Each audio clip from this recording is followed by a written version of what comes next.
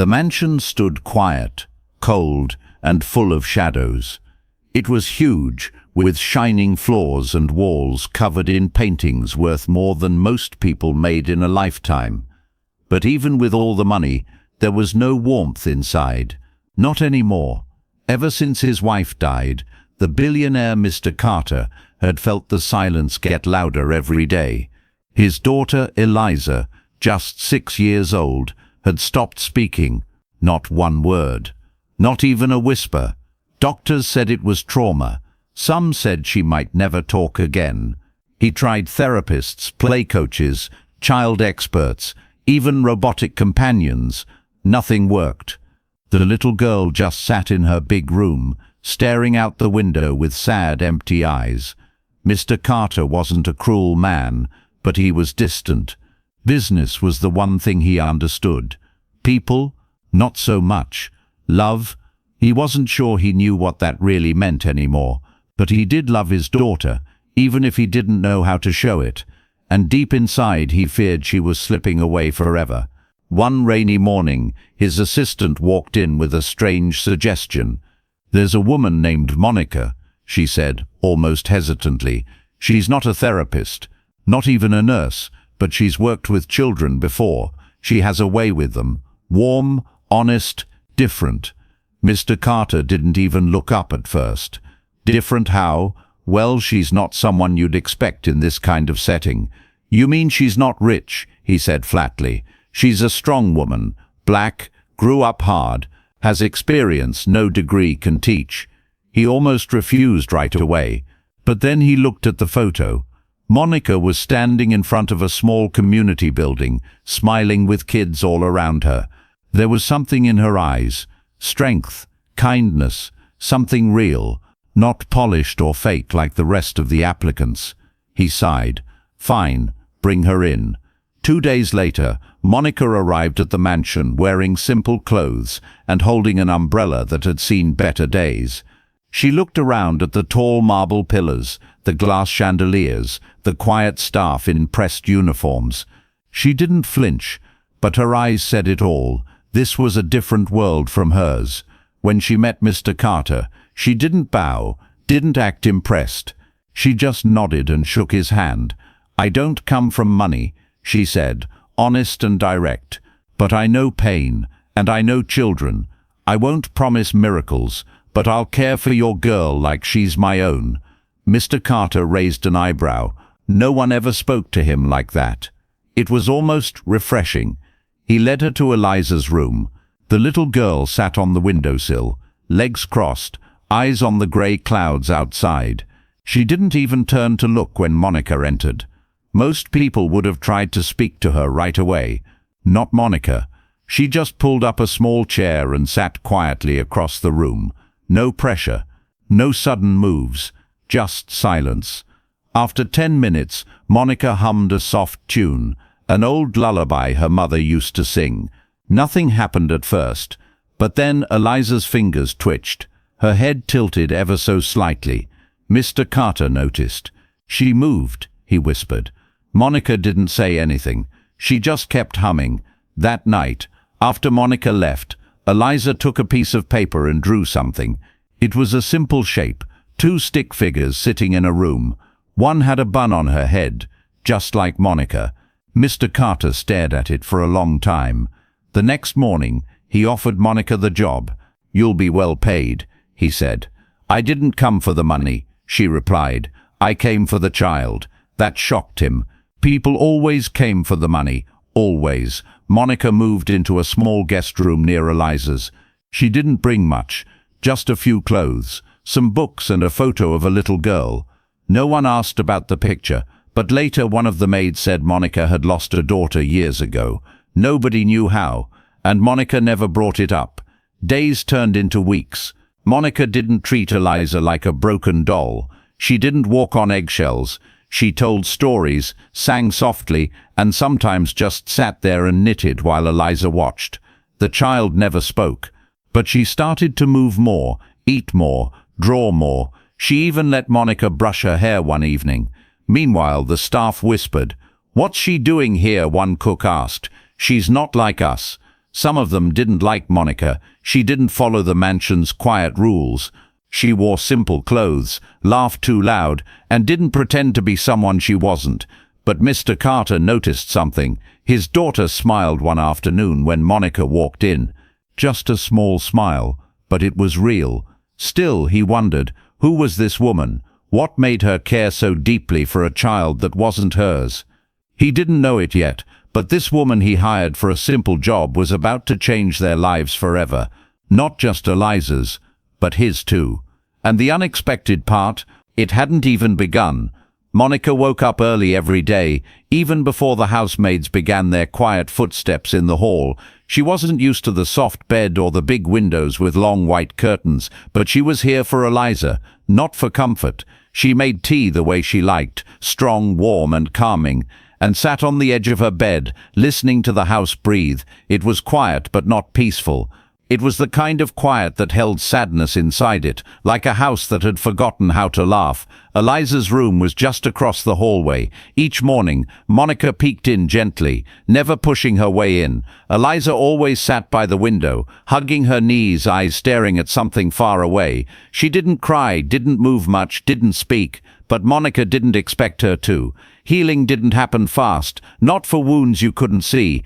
On the third day, Monica brought in something different, a small radio, old and scratched. She placed it on the corner table and played soft jazz while folding laundry. Eliza didn't react, but Monica saw her foot tapping, just once, almost invisible. That was enough. The next day, Monica played a new tune, something with a gentle beat and a soft voice singing about rain and flowers. This time, Eliza turned her head slightly toward the sound. No words, no smile, just a movement. Still, it meant something. A wall was shaking, even if it hadn't fallen yet. That night, Mr. Carter came home late from a business meeting. He found Monica in the kitchen, sipping tea alone. "How is she?" he asked without greeting, his tie loose, eyes tired. Monica looked up slowly. Quiet, but she's listening. He sat across from her, unsure if he was allowed to, unsure why he even wanted to. "You think this is working?" he asked. "It's not about working," she replied. "It's about waiting, being present. Children feel what you don't say." He didn't reply, but something about her voice made him stay a few minutes longer before walking away. Days passed like that, slow and strange, like watching winter melt into spring. One day, Monica brought in a storybook, not one with fancy colors or famous characters, just a simple tale about a little bird who was too scared to fly. She read it aloud, her voice soft, never looking directly at Eliza. The girl still sat near the window, hugging her knees, but her eyes were no longer far away. They were right there, watching Monica carefully. After she finished the story, Monica stood up and placed the book on the small table. "If you ever want to hear more, I'll be in the next room," she said. She didn't wait for an answer because she knew she wouldn't get one yet. But as she left, she saw something small on the floor near the door, a tiny crayon, rolled out from under Eliza's blanket. Eliza had drawn something again. Monica found it later, a bird in a cage, and next to it, a woman with curly hair holding the door open. Monica kept the picture to herself and didn't say a word about it. She knew Eliza was speaking in her own way, but not everyone in the house understood. Some staff members whispered behind Monica's back, "She doesn't dress right," one said. "She's always in the child's room," another added, "like she owns the place." Monica heard them, of course. She had heard worse in her life. This wasn't new. What mattered was Eliza, not gossip. One evening while Monica was reading again in Eliza's room, something unexpected happened. The little girl stood up slowly, quietly, and walked over to sit beside her. She didn't touch her, didn't speak, just sat there, shoulder brushing Monica's. Monica kept reading like nothing had changed, but inside her heart was pounding. This small action, this closeness meant trust, real trust. From the hallway, Mr. Carter stood watching without saying anything. He had come to call Eliza for dinner, but now he couldn't move. He saw his daughter sitting beside a woman she barely knew, and yet she seemed more at peace than he had seen in months. Later, in his office, he looked through Monica's file again. It was thin. no big degrees, no long resume, but he paused at one line. Worked for 12 years in a shelter for children who lost their families. He picked up the photo Monica had brought with her on the first day, the one of the little girl, framed in a small silver border. Was that her daughter? He didn't know her story yet, but he was starting to feel something he hadn't felt in a long time. Curiosity, not about business or markets or deals, but about a woman who seemed to care more about his daughter's soul than anyone else ever had. Monica sat with Eliza until she fell asleep. Then gently, she covered her with a blanket, tucked in the corners, and kissed her forehead. It was the first kiss Eliza had received in a long, long time, and though she was sleeping, a tiny smile crept onto her lips. Monica smiled too, whispering softly, "You're not alone anymore, baby." And just like that, something inside the mansion began to change. Not loudly, not suddenly, but deeply, like hope, quietly blooming. Monica kept showing up every morning, with the same steady smile and warm voice. She never rushed anything, never tried to force Eliza to talk. She simply stayed close, reading, humming, drawing, cooking tiny snacks, or playing soft music in the background. Eliza, slowly but surely, began doing small things she hadn't done in months, like brushing her own hair or reaching out to touch Monica's hand when scared. Mr. Carter noticed it all, even if he didn't say anything out loud. But there was one thing he didn't understand: why Monica cared so much. She wasn't related. She had no obligation to stay up late or give so much of her heart. Even professional nannies from the past had given up when Eliza shut them out. But Monica didn't give up. In fact, she gave more time, more warmth, more of herself. One night, Mr. Carter stood in the hallway, unsure whether to knock on Monica's door. He finally did, lightly, almost awkwardly. When she opened it, she looked surprised but calm. He stepped in, glanced around, and saw the photo of the young girl on her nightstand again, the one in the silver frame. "You never talk about her," he said quietly, pointing to the photo. Monica's smile faded for a moment. "She was my daughter," she said softly. "Her name was Grace." He didn't ask what happened. He didn't need to. The way Monica looked at the photo told him enough. She sat down, and so did he, across from her, in silence. "I lost her 8 years ago," she continued. "She had a sickness we couldn't afford to treat properly in time." Her voice stayed strong, but her eyes shimmered with pain. "I tried everything, sold everything, but it wasn't enough." Mr. Carter said nothing for a moment. He had more money than most people would see in their entire lives. But here was a woman who had lost her child because she didn't have enough dollars to keep her alive. It struck him hard, deep in the chest. "I didn't come here for a job," Monica added. "I came here because when I saw Eliza's eyes, I saw Grace's eyes again, lonely, scared, frozen. She looked down at her hands, and I thought, if I could just give this little girl what I couldn't give my own, maybe it would mean something." Mr. Carter leaned back, lost in thought. He always assumed people had reasons like money or success, but Monica had only one reason: love, real love, the kind that doesn't ask for anything back. After that night, his view of her began to shift. Not just as Eliza's caretaker, but as someone who carried a heart bigger than any mansion could hold. Still, he didn't know how to express what he felt, so he did what he always did: worked longer hours, buried himself in meetings, and left the emotions unspoken. Meanwhile, Monica kept building a bridge between herself and Eliza.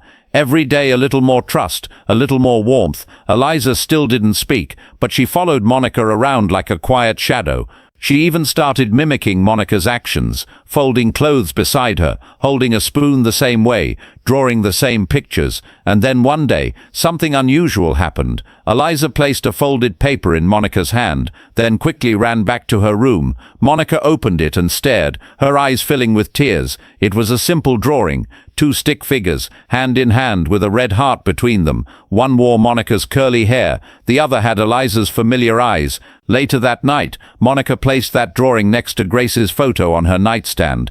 She didn't say it out loud, but something inside her began to heal. But not everyone in the house was happy. One of the older staff members, Mrs. Delancey, had worked for Mr. Carter for years. She believed in rules, silence, and keeping things proper. She didn't trust Monica, didn't like how free and open she was.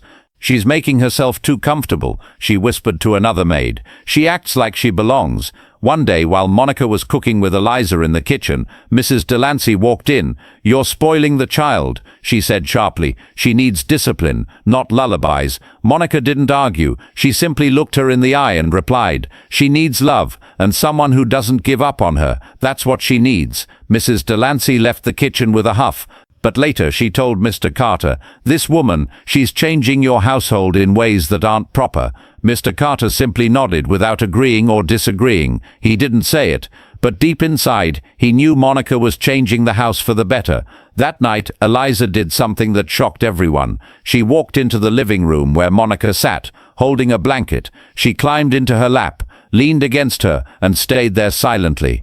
Then she whispered one word, soft, shaky, barely audible, "Mummy." Monica froze, her breath caught, tears instantly filling her eyes. She hugged Eliza gently, resting her chin on the girl's soft hair. Mr. Carter watched from the hallway, eyes wide, unable to move. His daughter had spoken again, after all these months, and not to him, but to Monica. And though he didn't say it yet, he knew this woman, this stranger he hired, was no longer just a caretaker. She had become something else entirely. Monica didn't sleep much that night. She lay in bed, holding the small drawing Eliza had made, but her mind kept going back to that one word, one small word that had hit her harder than any storm, "Mummy." She could still hear it, soft and shaky, like a bird's first song after winter. Eliza had said it only once, but it changed everything. It cracked something deep inside Monica's chest, something she thought had died with her daughter Grace. But Monica also knew this moment was fragile. Eliza had spoken, yes, but she could close herself again if frightened or confused. Monica had to stay steady, gentle, loving, but careful. This was no time to celebrate too loudly. It was time to protect the light that had just flickered back on. Mr. Carter, on the other hand, was stunned. He kept pacing his office, hands in his pockets. He didn't know how to feel. His daughter had spoken for the first time in over a year, and she had said it to Monica. Not him, not Daddy, not his name, just Mummy. He wasn't angry, but something inside him ached. He realized he'd been keeping his distance, even from his own child, working too much, hiding behind meetings, traveling when he didn't need to. He had let Monica take over because it was easier to let someone else handle the pain. Now he was face to face with a truth he wasn't ready for. Monica wasn't just helping, she was becoming part of something he had lost, a family. The next morning he joined them for breakfast. That alone surprised Monica. He usually skipped meals at home, grabbing coffee as he rushed to his office. But there he was, shirt unbuttoned at the top, no tie, hair still a bit messy, trying awkwardly to make toast. Monica smiled and passed him the butter before he dropped it. Eliza sat quietly at the table, watching both of them, her eyes full of curiosity. Monica poured juice into Eliza's cup and gently brushed her fingers. Eliza gave a tiny smile, just enough to melt her heart. Mr. Carter saw it and smiled too, but he didn't know what to say. He wanted to thank Monica and also ask her something. What was she to them now? Was she still an employee, a helper, or something more? Later that day, Monica and Eliza worked in the garden. They were planting small flowers in a patch of dirt that had been empty for years. Monica told stories about butterflies and brave little worms who wanted to become dragons. Eliza giggled once, and it was the sweetest sound the wind had carried in that garden in a long time. But while joy was blooming between them, a storm was building elsewhere. Mrs. Delancey, still bitter and cold, had started making quiet calls to people Mr. Carter trusted. "She's overstepping," she whispered, "acting like she owns the place, like she's the girl's mother." One of the family's lawyers, an old friend of the Carters, heard the gossip and brought it up during lunch. "You might want to keep an eye on her," he warned. "You're a billionaire, and she's, well, not." Mr. Carter listened but didn't respond. He didn't want to believe any of it, but the idea planted a small, dangerous seed of doubt in his mind.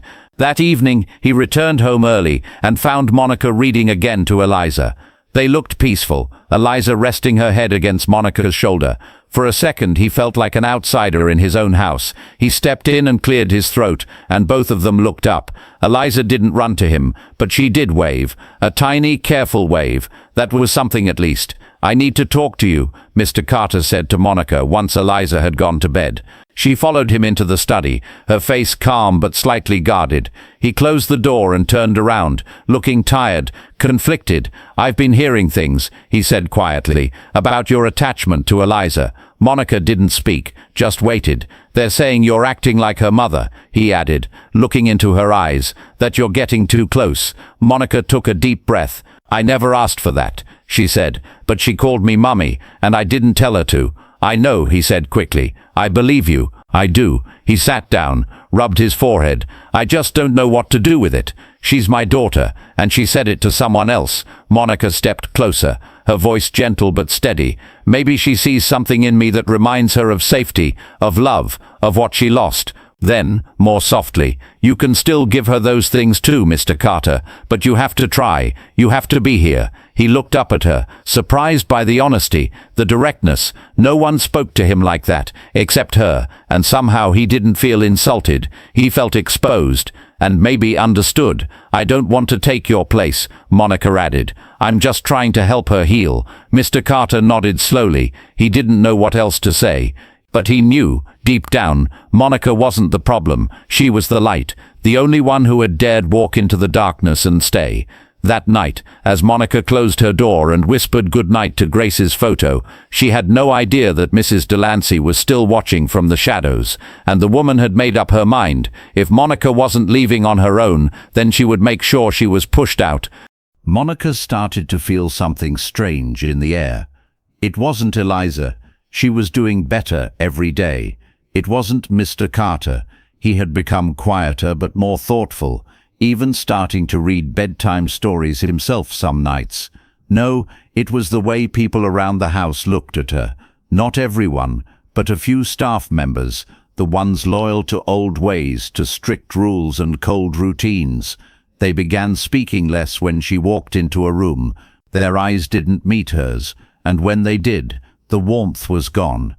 Monica had faced this kind of tension before in her life. She knew when people were waiting for her to fail. Still, she smiled, stayed focused on Eliza, and kept doing her job with heart. But behind her back, things were already in motion. Mrs. Delancey had always believed she knew best. She had raised Mr. Carter herself back when he was a boy. She believed in order, in class, and in keeping people in their place. And Monica, in her eyes, didn't know her place. She was too close to the child, too bold with the boss, too comfortable in a house that wasn't hers. Mrs. Delancey didn't hate Monica for her skin color, not openly at least. But deep inside, she didn't like that someone like Monica had stepped into the heart of the family so easily. To her, it felt wrong, even dangerous. So one morning, while Monica was out taking Eliza to the garden, Mrs. Delancey quietly went into Monica's room. She searched through drawers, opened books and checked papers. She found nothing wrong until she saw Monica's phone charging by the nightstand. She unplugged it, checked messages, and finally found one old voicemail.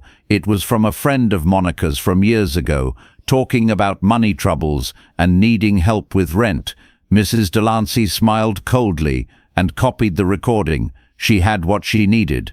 That evening when Mr. Carter came home, he was handed a sealed envelope.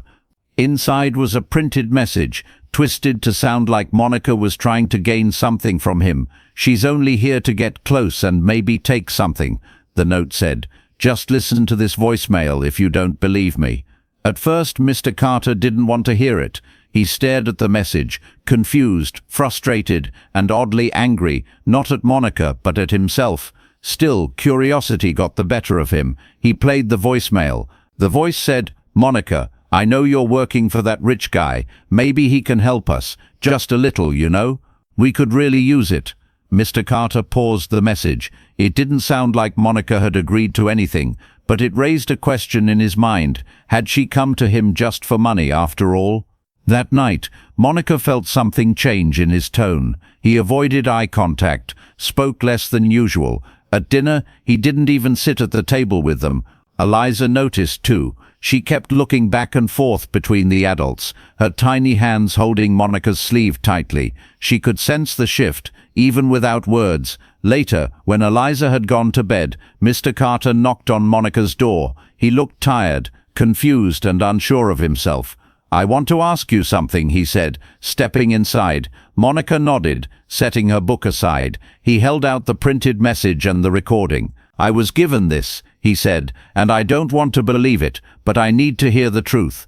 Monica read the note, then closed her eyes as she heard the voicemail. She took a deep breath, then looked up at him. "That message was from a friend I knew before I came here," she said softly. "A woman who was raising 2 kids alone, struggling to survive. She asked me if I could help her. That's all. I never asked you for anything, and I never planned to." Mr. Carter stayed silent for a long time. He was staring at her like he was trying to read more than her words, trying to understand her heart, and he could see it.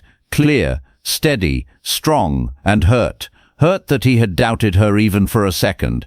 "I'm sorry," he finally said. "I didn't want to believe it, but I let the doubt in." Monica stood up slowly, her voice calm but firm.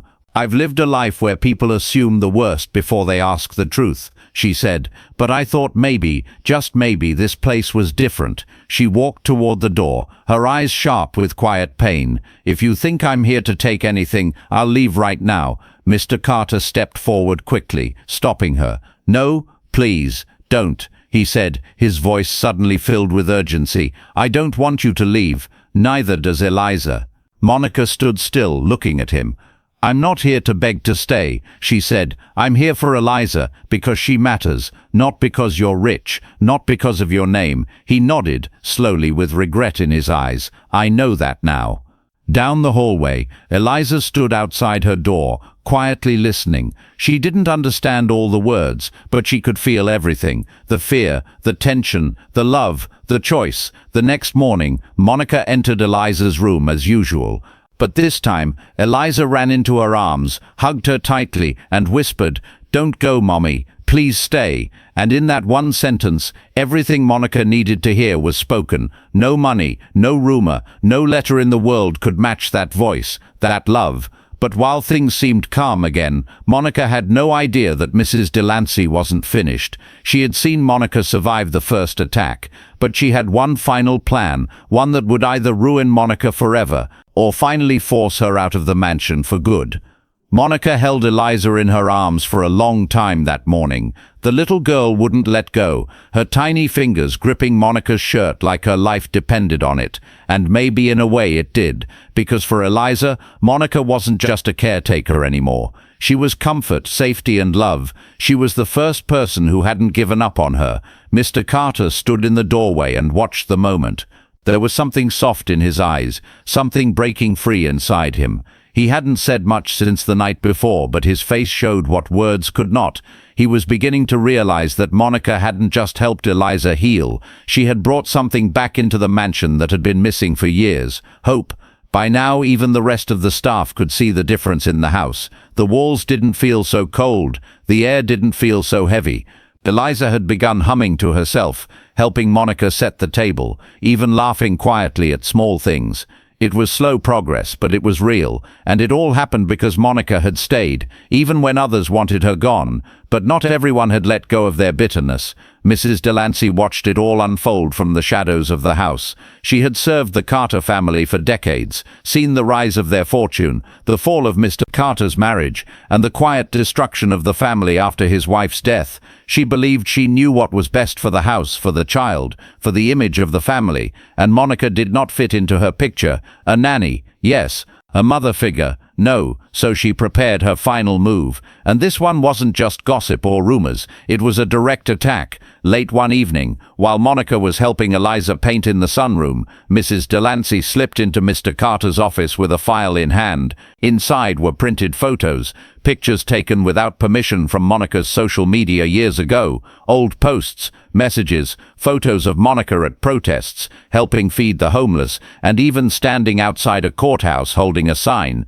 Mrs. Delancey slammed the folder on the desk and said, "Do you know who she really is?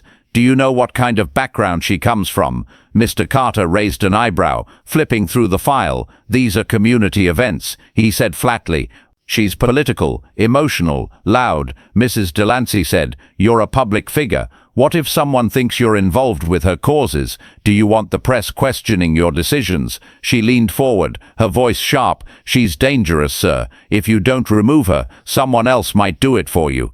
Mr. Carter didn't say a word for a long time. He looked out the window, his hands clenched together. Then he looked back at the file and asked a simple question. Did you go into her room again? Mrs. Delancey stiffened. I did what was necessary. He nodded slowly and said, that'll be all. She walked out, thinking she had planted a final seed of doubt, but what she didn't know was that Mr. Carter wasn't the same man he had been a month ago. He didn't just see photos. He saw Monica's heart, her truth, and her love for Eliza, and he had finally made his decision. The next day, Monica received a note on her door, written by Mr. Carter himself. It asked her to join him and Eliza in the living room that evening. She was nervous at first. After all the tension, she didn't know what to expect. But when she walked into the room, she saw something she didn't expect at all. Eliza stood in the center, holding a crayon drawing in her small hands. It was a picture of 3 people, Eliza, Mr. Carter and Monica, all holding hands under a big sun. Eliza looked up and whispered, "This is my family." Monica's breath caught in her chest. Before she could speak, Mr. Carter stepped forward, his voice calm but full of emotion. "I made mistakes," he said. "I let people plant doubt in my heart, but I won't do that again. Monica, we don't want you to just stay as staff." He looked at Eliza, who nodded and held Monica's hand tightly. "We want you to stay as family." Tears filled Monica's eyes, but she didn't hide them. She knelt down beside Eliza and hugged her close, whispering, "I'm not going anywhere." And just when the moment felt like a perfect ending, Mrs. Delancey stormed into the room, her face pale with anger. "I warned you," she said to Mr. Carter. "She'll ruin this house, ruin your name." But this time it was Mr. Carter who stood tall and firm. "You've done enough, Mrs. Delancey. You broke trust. You searched her things. You tried to break someone good." He looked at her with quiet power. "You're dismissed, effective immediately." Mrs. Delancey froze, then stormed out of the mansion. The sound of her footsteps echoed one last time through the hall, and then silence. But not the old silence, full of pain and sadness. No, this was a peaceful silence, the kind that comes after a storm, the kind that lets people breathe again. That night, Monica tucked Eliza into bed. The little girl looked up at her and whispered, "You're my mummy now," and Monica smiled through tears, brushing hair from Eliza's forehead. "I always was," she said softly. "I just didn't know it yet." And down the hallway, Mr. Carter stood listening, his eyes closed, his heart open. Finally, the house felt like a home again. The mansion felt different now. The coldness that once filled the halls was gone. Laughter began to echo softly through the rooms, mostly Eliza's, small, light giggles that Monica called sunshine sounds. Monica no longer walked like a guest, unsure if she belonged. She walked like a mother, sure of her place, sure of her purpose. Even the staff who once avoided her now nodded with quiet respect. The change in Eliza was too obvious, too beautiful to deny. Each day started the same way now. Monica and Eliza in the kitchen making breakfast together. Sometimes pancakes, sometimes fruit bowls, sometimes messy toast with too much butter. Mr. Carter would appear just in time to sit with them. He no longer hid behind business calls and meetings. He listened more, laughed a little, and asked Eliza what she dreamed about. And though Eliza still spoke softly, she always answered him now. With Monica beside her, she wasn't afraid anymore. One afternoon, Monica found an old photo album in the attic. She brought it down and showed it to Eliza. Filled with pictures of her mother, Eliza stared at one photo for a long time, her mother holding her as a baby in the garden. "She was beautiful," Monica said gently. Eliza nodded and whispered, "She smelled like flowers." They didn't say much more, but something passed between them, a shared respect for the woman who had come before, and a quiet promise that her memory wouldn't be forgotten. Monica didn't want to replace Eliza's mother. She just wanted to stand beside the girl and carry her forward, and Eliza understood that in her own little way. Later that evening, Mr. Carter sat with Monica on the patio, while Eliza chased butterflies in the yard. The sun was setting in gold and pink, and the air was soft. He turned to her and said, "Do you regret taking this job?" Monica smiled slowly, watching Eliza twirl in the grass. "I didn't take a job," she said quietly. "I followed something that called to my heart." He looked down, nodding, then said, "I've never trusted someone so deeply and so quickly before. It scared me at first." Monica didn't answer right away. Instead, she said, "Sometimes the people who are meant to be in our lives don't come in quietly. They walk in and everything changes." He looked at her then, not like an employer, not even like a friend, but like a man seeing someone he couldn't imagine life without. And though neither of them said it out loud, something between them had already begun to grow, something stronger than words, warmer than safety, and brighter than just friendship. That weekend, Mr. Carter planned something special, a day trip to the countryside, just the three of them. He had never done that before, not even when his wife was alive. Monica packed sandwiches and juice, and Eliza brought her tiny paint set and 2 dolls she now called the sisters. They drove for hours, sang songs, and laughed until Monica's cheeks hurt. Eliza ran barefoot in the grass, her curls bouncing with each step. Mr. Carter chased her, pretending to be a monster, and she squealed with joy. Monica watched them with full eyes and a full heart. On the way home, Eliza fell asleep in the back seat, her head resting on Monica's shoulder. Mr. Carter drove quietly, stealing glances through the mirror at the two people who had become his entire world. He didn't say it, but he was thinking one thing: he didn't want this to end. That night, while Monica tucked Eliza into bed, the little girl reached under her pillow and pulled out something folded. "I made this," she said, handing it over. Monica opened it. It was a drawing of a house with 3 people, again, but this time there was something new, a banner at the top that read, "My Forever Family." Monica couldn't stop the tears. She hugged Eliza tight and whispered, "Yes, baby, forever." But even as this new family bloomed, a small storm was forming outside their peaceful world. One of Mr. Carter's old business rivals had learned that he had taken in a woman with no elite background. Rumors began to spread again. Gossip about Monica's past, her community ties, her race, and how she had climbed into the family. Some reporters even called the mansion, asking questions no one had a right to ask. Mr. Carter was furious. He called a meeting, had his lawyers send letters to news outlets, and refused to give a single public comment. He said to Monica, "You don't owe anyone an explanation for who you are." But Monica, calm and brave as always, said, "It's not me I'm worried about. It's Eliza." And that's when Mr. Carter made a decision. He would do something public, not to defend Monica, but to honor her, to show the world what she meant to their lives. He wouldn't let whispers and headlines decide their future. That night, after putting Eliza to sleep, he found Monica sitting on the balcony, with a warm blanket wrapped around her shoulders. He walked up, took a deep breath, and sat beside her. "I want to ask you something," he said softly. Monica turned her head and smiled gently. "Yes?" But Mr. Carter didn't ask her anything yet. He just looked at her tired eyes, her soft hands, her heart that had already given so much. And she looked back, already knowing something was about to change again. Not by accident, but by choice. Monica didn't say a word at first. She just looked at Mr. Carter, waiting, feeling the quiet beat of her heart echo louder in the still night. The stars above them sparkled like they were listening too. Mr. Carter took a deep breath and finally said, "You came here to help my daughter, and you gave her back her voice." He paused, eyes soft, full of something deeper now. "But you also gave something back to me. You made this house a home again." Monica blinked slowly, her hand still wrapped around the warm cup of tea in her lap. "I didn't do it alone," she whispered. "Eliza opened her heart, and so did you." He nodded, then reached into his coat pocket and pulled out a small velvet box. Her breath caught in her chest. Not because she expected it, but because for the first time in years, someone saw her, not as help, not as a fixer, not as a replacement, but as a woman, a person worth loving. Mr. Carter didn't open the box yet. He just held it and said, "I don't want you to feel like you owe me anything, Monica." He looked straight into her eyes. "But I'd like to ask you, not as Eliza's nanny, not as someone I admire, but as the woman I've come to care for deeply.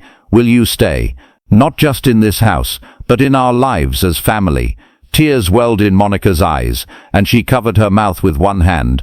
No one had ever said it like that before. So gently, so clearly, so honestly. She didn't even care what was inside the box, because she knew what the question really meant. He wasn't just asking her to stay, he was offering her a new beginning. She nodded slowly, then smiled. "I'm already yours," she said quietly. "Both of you." He opened the box, and inside was a simple ring, nothing flashy, just a small stone surrounded by silver. It was elegant, kind and warm, just like her. Monica didn't even wait for him to slide it on. She took it herself and placed it on her finger, not because she needed a title, but because it felt right. She belonged now. The next morning, Eliza ran into Monica's room and jumped onto the bed. Monica sat up with a laugh, holding the girl close. Mr. Carter followed in behind, holding a tray with breakfast and a flower. Eliza's eyes sparkled when she saw the ring on Monica's finger. "Does that mean we're all together now?" she asked shyly. Monica leaned in and kissed her forehead.